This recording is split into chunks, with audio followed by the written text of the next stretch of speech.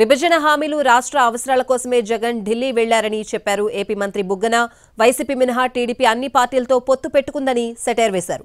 దీనికి కౌంటర్ ఇచ్చారు టీడీపీ నేత బోండా ఉమ. కేసుల నుంచి తప్పించుకునేందుకే ఢిల్లీ వెళ్లారని ఆరోపించారు ఆయన.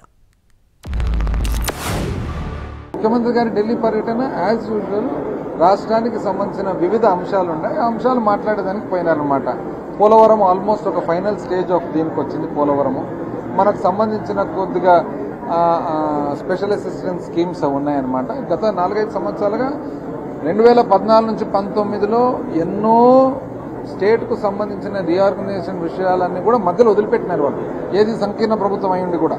మనం వచ్చిన తర్వాత చాలా దానిలకు మనము క్లోజర్ తీసుకొచ్చినాము, సొల్యూషన్ తీసుకొచ్చినాము. ఎందుకు మనము ఫెడరల్ స్ట్రక్చర్లో we have maintained a good relationship with the centre, at the same time protected the interest of the state. Jaganmohan Reddy ముఖ్యమంత్రిగా 5 సంవత్సరాలు ఏం పీకాడు? స్పెషల్ ఫ్లైట్లు వేసుకొని ఎన్నిసార్లు ఢిల్లీ వెళ్ళాడు? ఒక్కడు తెచ్చాడని చెప్పండి. ఇందా నేను అడిగా, ఒక బడ్డీ కూడా తెచ్చాడా? అక్కడి నుంచి ఇన్వెస్ట్మెంటు కేంద్రం నుంచి ఒక సంస్థ తెచ్చాడా?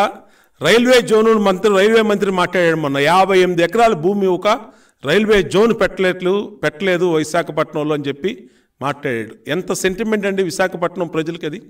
రైల్వే జోన్ గురించి ఎన్నో సంవత్సరాల ఉద్యమాలు జరుగుతూ ఉంటే బైఫర్గేషన్ యాక్ట్లో పెట్టినటువంటి రైల్వే జోన్ని 58 ఎకరాలండి, 40,000 ఎకరాలు కొట్టేసావే జగన్మోహన్ రెడ్డి. నువ్వు అక్కడ 58 ఎకరాలు ఇవ్వలేకపోయావు.